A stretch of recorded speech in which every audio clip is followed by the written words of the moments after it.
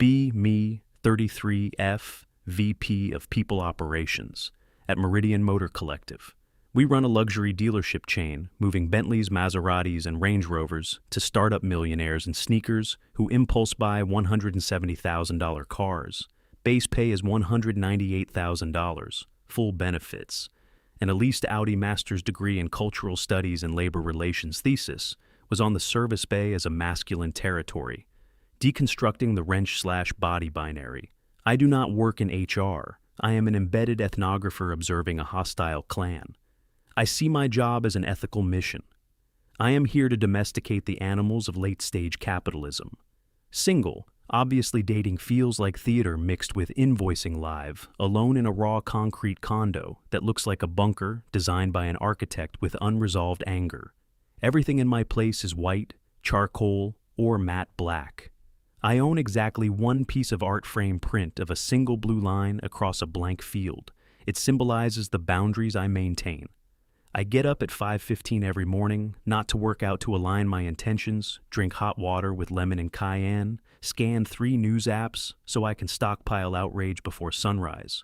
My life is a fortress built from solitude and self-discipline, and then I go to work. Meridian is a rolling museum of toxic masculinity, upholstered in imported leather. Main showroom is all glass and steel.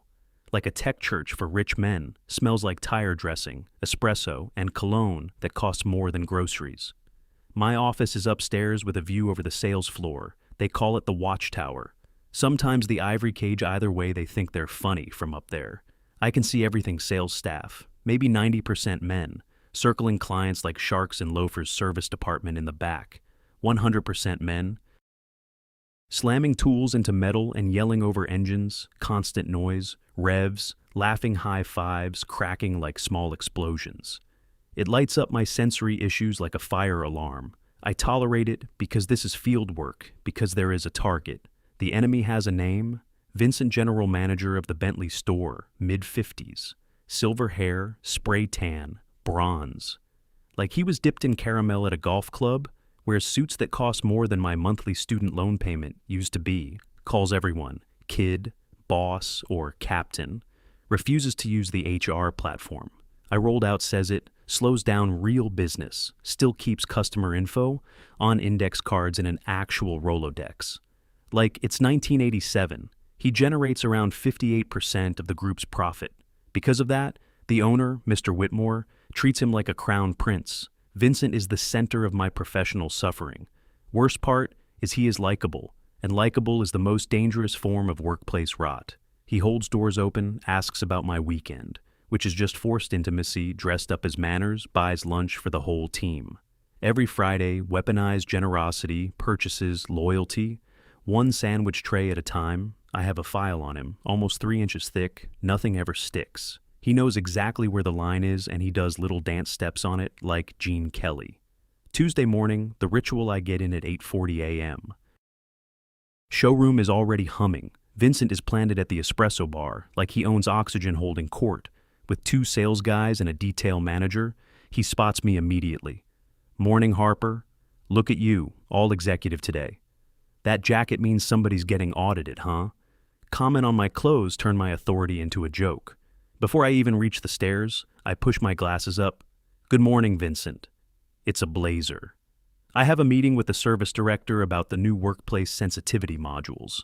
He gives that soft laugh he uses when he wants witnesses to think he's harmless. Right, the sensitivity modules. The guys in the shop are loving those. Nothing says horsepower like mechanics discussing feelings. Mockery publicly undermining a company initiative. I feel heat crawl up my neck. Emotional literacy improves safety and communication, Vincent. He nods like he's humoring a child explaining space aliens. Sure. You want a macchiato? Nico just pulled a fresh batch. No thank you. I don't do dairy. We got oat milk. Almond too. We're inclusive now, remember? I'm fine. I walk away, can feel him watching me. Not creepy almost, worse amused, like I'm the punchline. He hasn't said out loud, yet he thinks I am a joke. He thinks my department is a joke. He thinks he's insulated by commission, sheets and quarter-end numbers. He moves cars that hit 200 miles per hour in his mind. That makes him untouchable. I go upstairs to my office, close the door, turn on the white noise machine, rainforest setting, fake birds, steady rain. I breathe, I recenter. He is just a man, I am, the future 11 a.m. Trigger event email hits my inbox from Maya.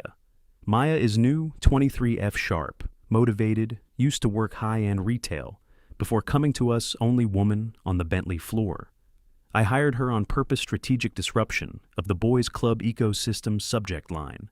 Not sure how to read this feedback. I open it, immediately, pulse jumps. This is it. This is the opening, the thing I've been waiting for. I tell her to come upstairs. She walks in looking tense, wearing the company polo, but she tied it at the waist so it actually fits her.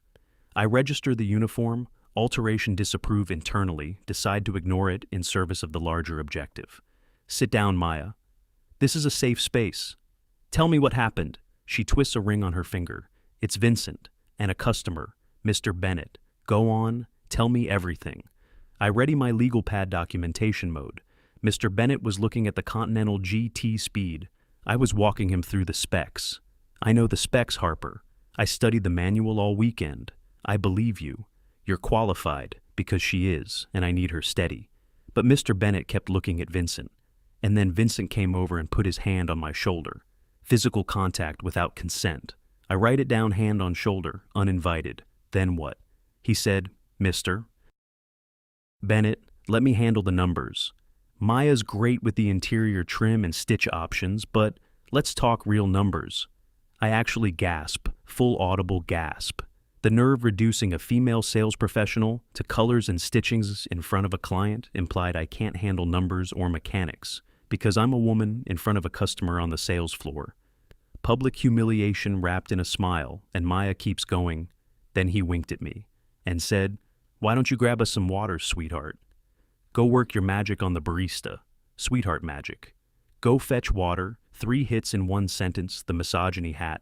Trick turns her into staff support and showroom decor. At the same time, I am literally trembling, hands cold, face hot. I look at her and make my voice soft. How did that make you feel? Mad and embarrassed. I wanted that deal. Commission on that one would have been like $3,200. There. It is the practical reality. The thing people like Vincent count on. I lean forward.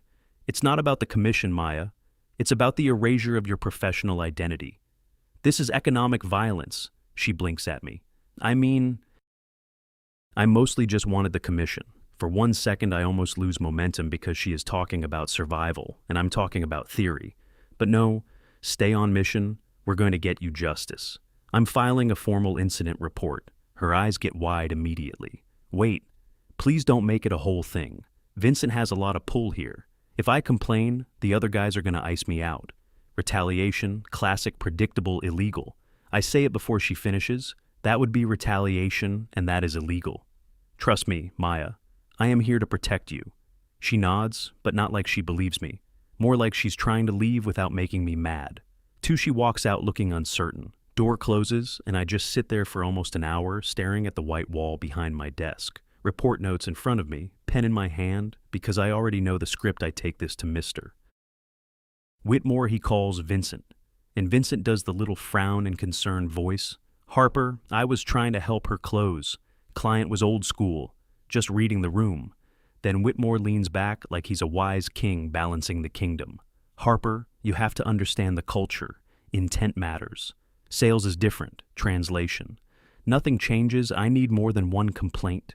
I need something he can't smile his way out of.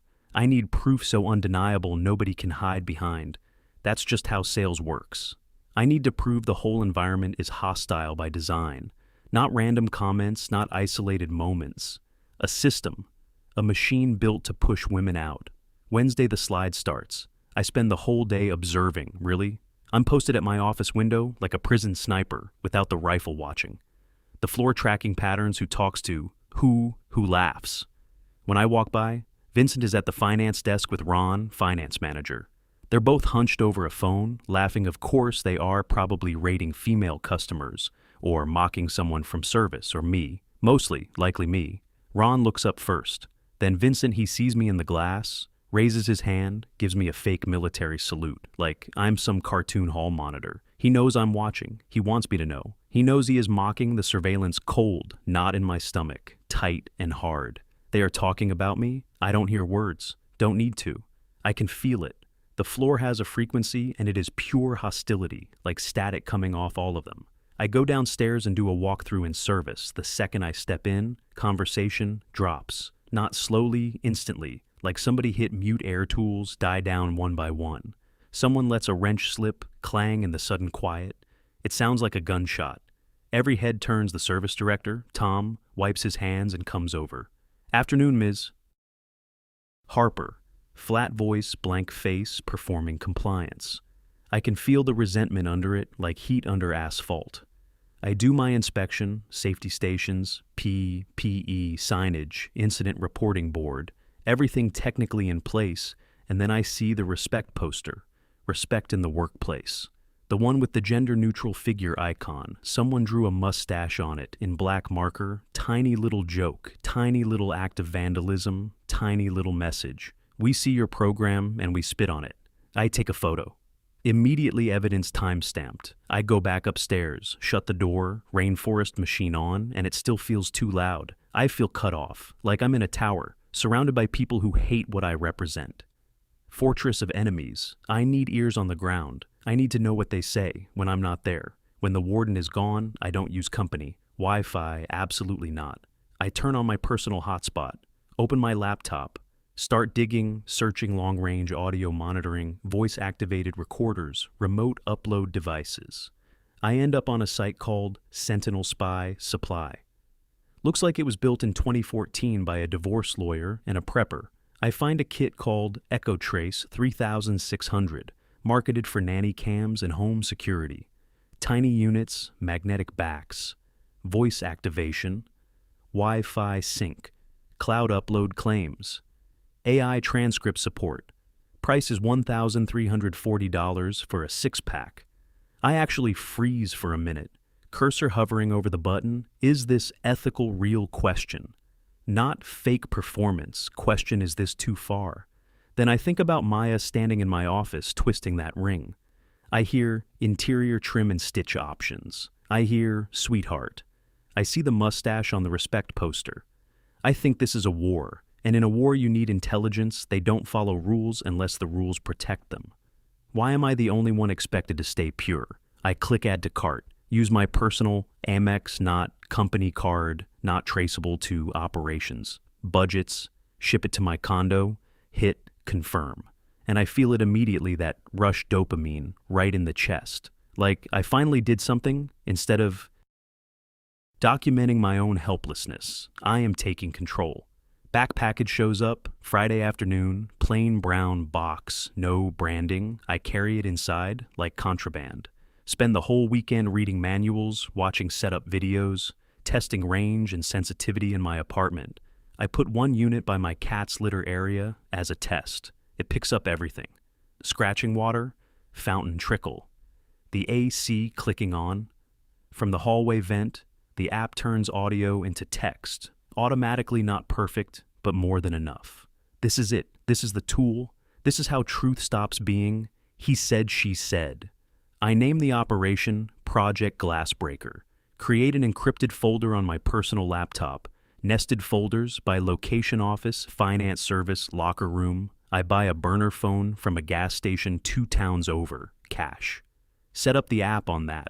Only no personal Apple ID, no sync. I can feel myself changing, becoming procedural, becoming invisible, a ghost in my own workplace, the shadow in the rafters. Monday night infiltration. I stay late on purpose. Tell the janitor I have payroll discrepancies to fix before morning. He shrugs. Doesn't care. People already think HR lives in spreadsheets and resentment. I wait until after 9 p.m. Showroom lights mostly off. Just emergency glow and the moon through the glass. The cars look unreal in the dark, like sleeping predators, paint reflecting little strips of blue-white light. I have keys all access badge, HR clearance gets you into every room. If nobody questions why I start with Vincent's office. Of course, it's exactly what you'd expect. Mahogany desk, leather guest chairs, crystal bowl with wrapped mints, humidor on the credenza, fake family warmth and real money. I slide the first device under the front lip of his desk, near where his knees would be. Magnet catches clean, can't see it, unless you're on the floor. Second one goes behind the fake ficus in the corner, angled toward the seating area, where he does his relationship building. Then the finance box, small room, printer, hum deal, jacket stacked. This is where they grind people on rates and terms, while pretending it's math. This is where the actual dirty talk happens. I crouch stick one device under the printer stand, light blinks. Once good move to the service break room, belly of the beast. Metal lockers, stained microwave, old coffee smell, grease on every surface. No matter how often they wipe some faded swimsuit calendar from like 5 years ago, still pinned near the fridge being in. There makes my skin crawl. I place one unit on top of the vending machine, push it all the way to the back edge where nobody cleans last device. Men's locker room. I stop at the doorway for a second hand on the frame. This is the line, right? This is the point where normal people turn around. Is this too far? Answer comes fast. No privacy is a privilege for people not using power to degrade others if they have nothing to hide. They have nothing to fear. I step in work quick, place it behind the paper towel dispenser, near the sink's magnet, locks invisible, done. I leave the building and try to walk normal heart, smashing against my ribs so hard it hurts. Adrenaline everywhere, feels like I just planted explosives, except it's not a bomb, it's a truth bomb. I drive home without music, hands tight on the wheel, get inside, kick off shoes, open the burner, app, 5 green dots, online, 5 feeds connected. I smile for the first time, all week like something feral. I am the Eye of Sauron, now harvest day, one Tuesday. I can barely do my actual job. Burner phone sitting in my desk, drawer the whole time. Notifications start hitting the burner, phone in my desk drawer all morning. Audio detected device, 1. Vincent's office. Audio detected device, 4. Service break room. My pulse jumps every time it buzzes. I want to open the feed right there and listen.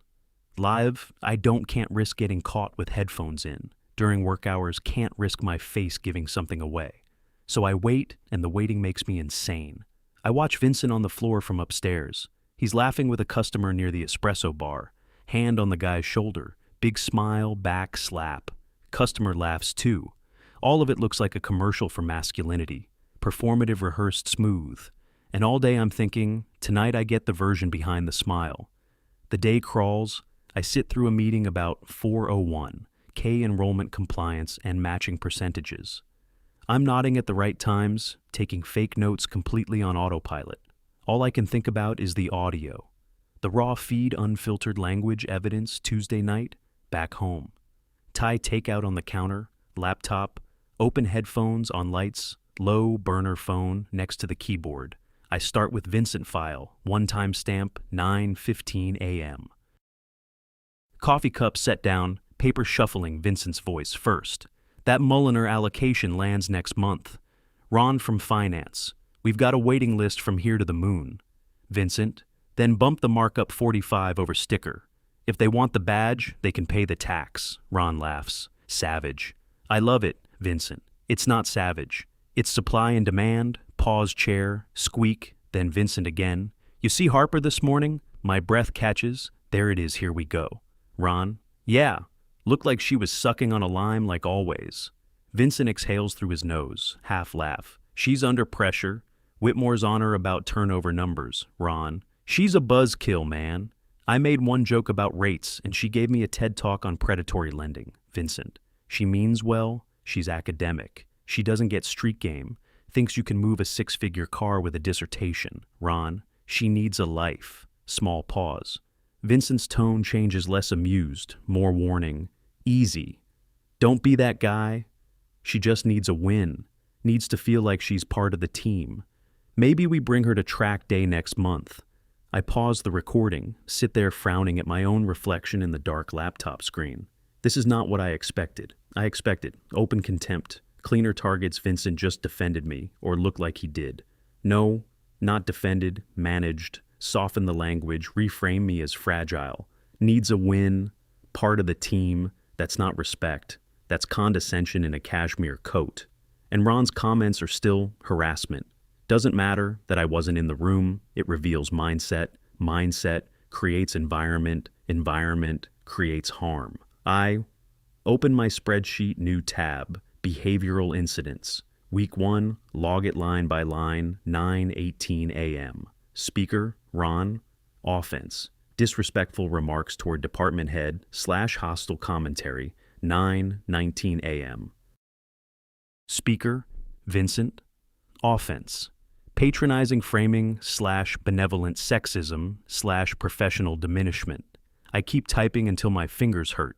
Then I switch feeds. Service break room, next this one will be worse. Has to be, file 12 lunch hour. Microwave beeps, plastic wrappers, 2 mechanics talking over the hum. One of them is Jace, other one sounds like Eddie Jace. That new lift is garbage. Locked up twice on me today. Eddie, tell the queen. Maybe she'll write a policy memo about it. Both laugh Jace. Harper, she wouldn't know a lift from a lipstick tube. More laughter Eddie. She walked through here yesterday looking like somebody ripped ass in church. I swear she hates us. Jace, she thinks we're all grease monkeys. She's got that look. You know the one. I went to college and you didn't. Eddie, whatever. As long as payroll clears, bag crinkling vending machine. Thud Eddie again. You see the blonde up front? New sales girl. Jace. Maya? Yeah. She's crazy pretty. Way out of our league though. Eddie snorts. There ain't leagues. Man, she's the best view in this whole building. I'd sign papers on a junker if she smiled at me like that. Jace, relax. She's got that private school vibe. She ain't looking at guys with grease under their nails. Eddie, I'm just saying she shouldn't be selling the cars. Put her on the hood and you'll move inventory all day. She's a distraction. I ripped the headphones off for a second, stomach rolling, then put them right back on. Because now it's exactly what I said. It was objectification, professional erasure, class, resentment, gender hostility. All in one lunch conversation between men, turning wrenches. I hammer the keyboard so hard it rattles. Speaker, Eddie. Offense, sexual objectification of female employee / undermining, professional competence. Hood comment. Speaker, Jace. Offense, class-based stereotyping / anti-education, microaggressions. Speaker, both. Offense, derisive language toward HR leadership / culture, non-compliance indicators. I keep listening and listening and listening 4 straight hours. Vincent's office finance box. Service room back to Vincent again and again. I finish almost 3 glasses of wine without noticing. My takeout goes cold on the counter. I am building a case now, not a complaint, a case. This is not one bad comment, not one misunderstanding. It's a culture. They resent me. They resent education. They treat every woman as either decoration or inconvenience with what I have already. I could probably justify terminating half this building. I go to bed feeling almost peaceful, vindicated, steady, not paranoid, correct. Week 2. I leave the devices in place, tell myself it's temporary. Tell myself I just need enough to establish pattern by Wednesday. I'm hooked, fully addicted to the listening. I start timing my evenings around it. Dinner, shower, headphones, transcripts. I know things I should not know. I know Vincent is panicking about his daughter's college tuition, heard him whispering to his wife about payment deadlines. I know Ron is sneaking donuts in the supply closet while telling everyone he's cutting carbs, heard the rapper, and him literally moaning over a powdered one. I know 2 techs are doing side work after hours using company tools. They talk prices and whose driveway they're meeting at. The knowledge gets in my bloodstream. I start walking the showroom with this tiny secret smile, like I have X-ray vision. I look at Vincent while he's joking with a customer and think, I know you booked a cardiologist follow-up for your blood pressure. I heard you say the time. I know what scares you, and it gives me power, real power, or at least it feels like it. Then I start testing it, baiting the tank. I send a memo to service about proper authorization and tracking for company.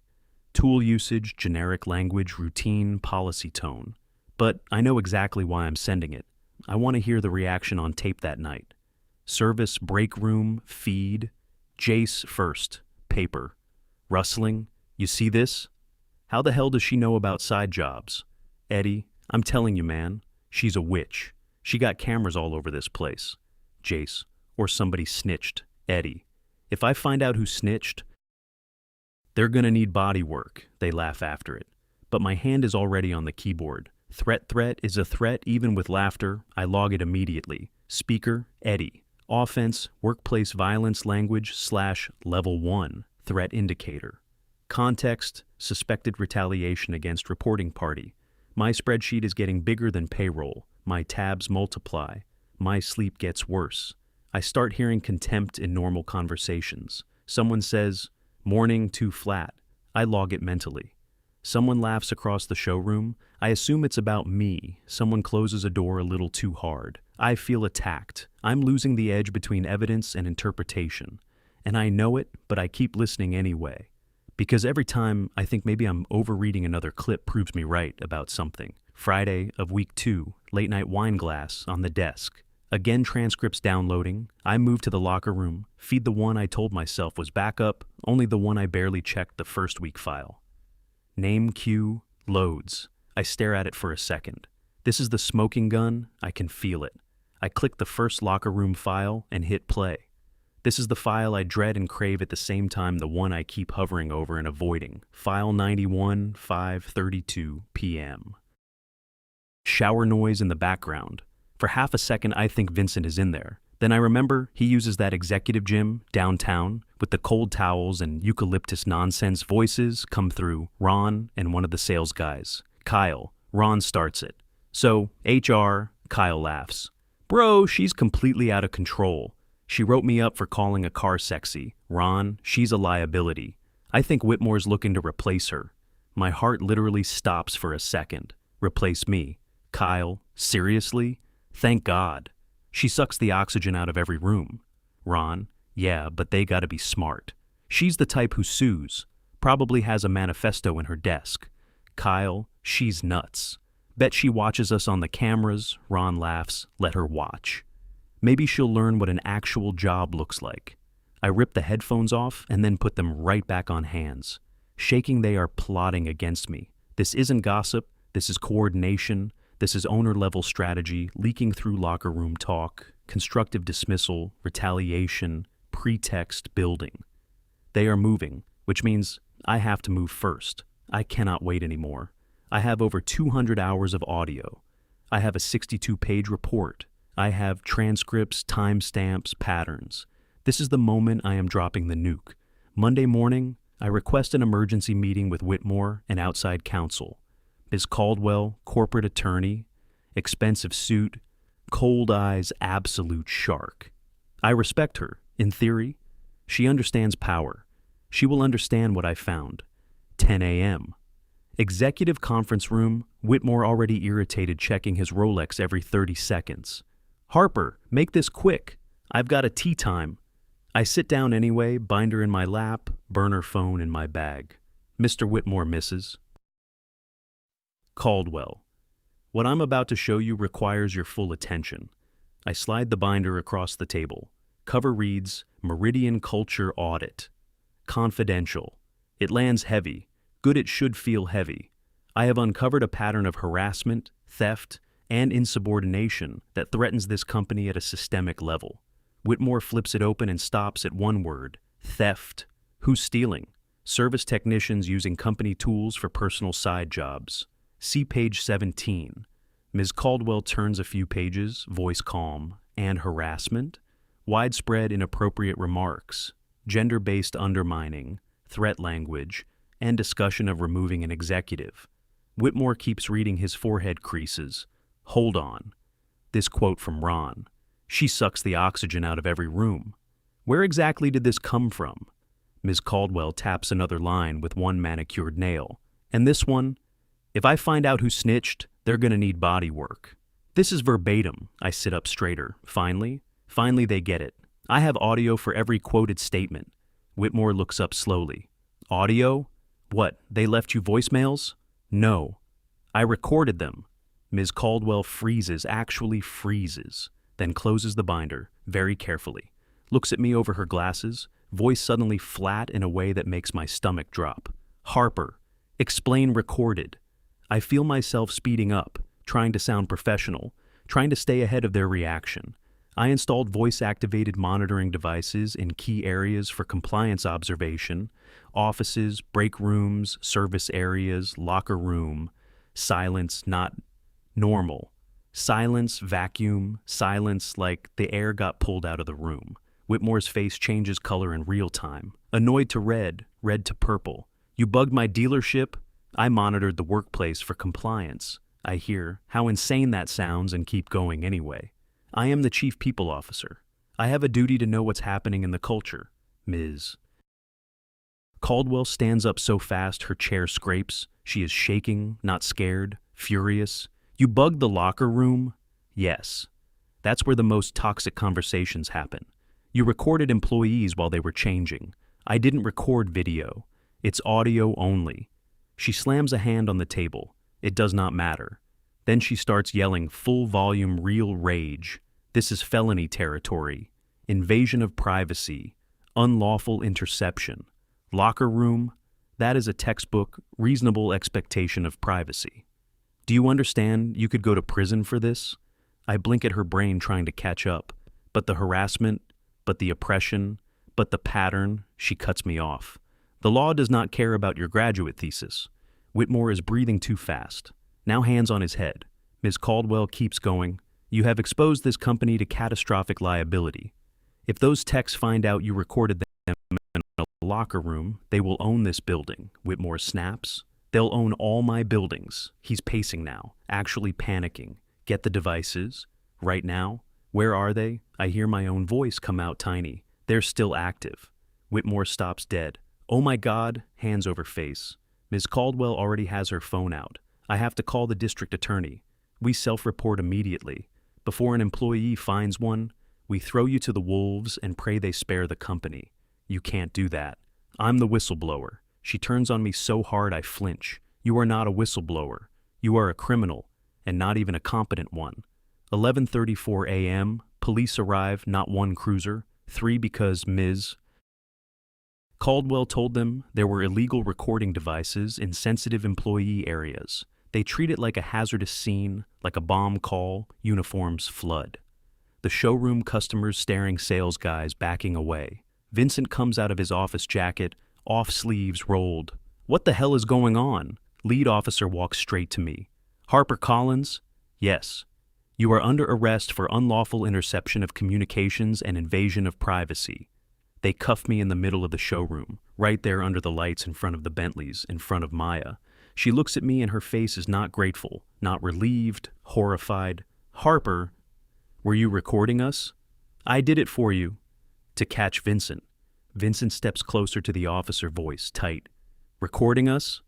Like what? Conversations? The officer says it like he's reading weather, everything we can confirm, including locker rooms. Apparently, and I watch Vincent's face go cold, real cold. Not sales floor charm, not fake patience, actual violated human anger. He looks at me like he doesn't know me at all. You sick freak! I start shouting while they pull me toward the doors. I was fighting for workplace equity. I was documenting misconduct. Nobody cares. Service guys come pouring out from the back. Jace and Eddie among them. They see the evidence bags. They see my cuffs. They start yelling, "Lock her up, psycho. Told you she was a witch." Someone laughs. Someone spits near my shoes. They shove me into the back of a police SUV. Smells like old vomit and hot plastic door, slams through the glass. I can see Whitmore up in my old office window, the watchtower, the ivory cage. He's on the phone with insurance, shaking his head like he's watching storm damage. I spend 48 hours in County Orange jumpsuit, not flattering, not minimal, not anything, just scratchy, polyester and humiliation. My parents don't bail me out right away. My mother says I need to sit with consequences, which is exactly the kind of sentence a woman like her saves for maximum damage. My lawyer is a public defender because Ms. Caldwell made sure Meridian froze every dollar of severance I thought I was owed. Charges are brutal. 12 counts, invasion of privacy, 6 counts, illegal, wiretapping/interception. The locker room recordings hit local news before arraignment headline basically calls me a peeping Tom HR director spying on mechanics. They frame me as a pervert. Not a reformer, not a whistleblower, a pervert. I lose my job, I lose my condo, can't cover rent. I lose the leased Audi repo guy, takes it while I'm signing paperwork. No music, just chain noise and paperwork. I plead guilty. Not because I think I'm morally wrong, because trial would play the tapes in open court, and I cannot survive hearing all of it in public sentence 2 years. Probation, 1,000 hours, community service, felony, record. 18 months later, 33F, shared house. 4 roommates, bad side of town, thin walls, mold in the bathroom corner. I work at the DMV. Now not manager, not supervisor, counter, clerk, window. 4. I process license renewals and title transfers, fluorescent light purgatory, angry people crying, kids printer jams. My boss is a woman named Brenda. She is meaner than Vincent ever was. She times my bathroom breaks. She barks if I don't smile at customers. One afternoon, a guy in a suit steps up to my window. Expensive cologne, Tom Ford. Maybe not Vincent, but close enough to sting. He slides papers over. Hey, sweetheart, can we speed this up? I got a meeting, sweetheart. Old me would have corrected him. Old me would have documented tone, wording, power posture. Old me would have opened a file. New me sees the felony checkbox on my employment record. New me sees the late rent notice in my bag. I swallow the rage tastes like bile. I smile anyway. Certainly, sir. Just need your signature here. He signs, hands it back. Thanks, doll. You should smile more. Pretty face like that. Something in me folds a little more. Have a nice day, sir. I stamp the form. Thunk, thunk. The stamp sound is the only power I have left. I look at the clock, 3 p.m. 2 more hours until I can go back to my room. Not apartment room, and sit in the quiet.